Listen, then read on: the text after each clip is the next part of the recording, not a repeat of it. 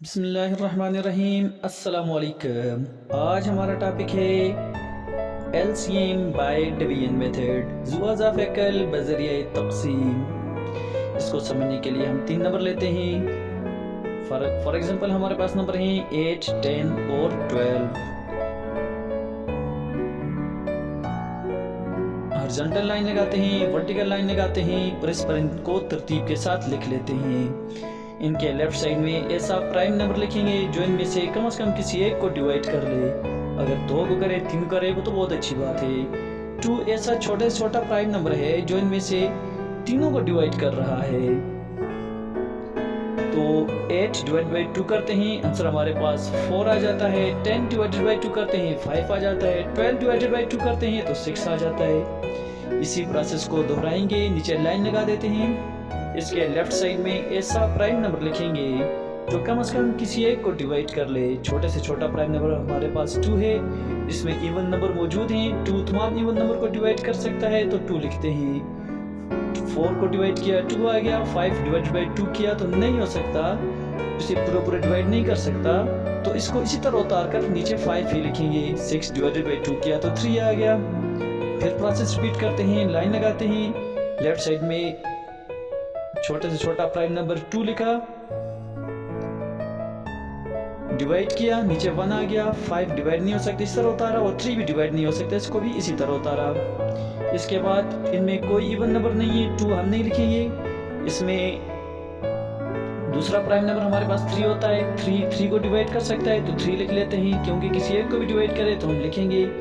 1 इसी तरह उतार दिया, 5 भी इसी तरह उतार दिया, तो 3 को 3 से डिवाइड किया तो हमारे पास आंसर 1 आ गया, तो 1 भी लिख लिया। अब वाहिद 5 नंबर हमारे पास बच गया, जो प्राइम नंबर है, जो 5 के अलावा किसी से डिवाइड नहीं होता, तो लेफ्ट साइड में हम 5 ही लिख लेते हैं। अब नीचे हमारे पास 1 1 1 बच गया। उस वक्त तक हम डिवाइड करते हैं जब तक हमारे पास 1 न रह जाए आखिर में। इसके लेफ्ट साइड में जो नंबर आते हैं उनका प्रोडक्ट निकालते हैं, यही प्रोडक्ट एलसीएम होता है। 2 2 2 3 और 5 हमारे पास फैक्टर आते हैं। इन सबको मल्टीप्लाई करते हैं, इनका प्रोडक्ट निकालते हैं। 2 multiply by 2 multiply by 2 multiply by 3 multiply by 5। इनका जो आंसर आ गया वो 120 बन गया। यही 120 एलसीएम है। इसके बाद एलसीएम को मजीद समझने के लिए एक दूसरा नंबर ले लेते हैं, 42, 63 एंड 105। इसमें इवन नंबर मौजूद है। 2 तमाम इवन नंबर को डिवाइड कर सकता है, तो लेफ्ट साइड पे 2 लिख लेते हैं। 21 42 को डिवाइड करने से आ गया। 63 डिवाइड नहीं हो सकता है, इसी तरह उतार दिया। 105 भी ऑड नंबर है, डिवाइड नहीं हो सकता, इसी तरह नीचे उतार दिया। कोई इवन नंबर अब मौजूद नहीं है, 2 लेफ्ट साइड पे नहीं लिखेंगे क्योंकि इवन नंबर मौजूद नहीं। 3 सबको डिवाइड कर सकता है, सबका सम अगर डिजिट का निकालें तो 3 पर डिविजिबल है, तो इसलिए ये नंबर भी डिविजिबल है।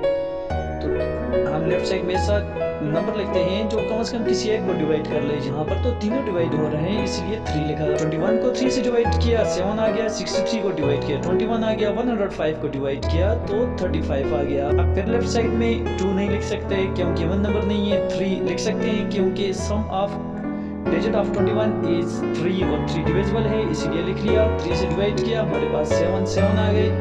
35 डिवाइड नहीं हो सकते, इस तरह उतार दिया। इसके बाद सारे 7 बच जाते हैं, साथ 35 आ जाता है। 35 के लिए 5 लिखा, डिवाइड किया, नीचे 7 आ गया। अब 7 को जब हम डिवाइड करते हैं तो नीचे 1 1 1 आ जाता है। 7 1 7 7 1 7 एंड 7 1 7।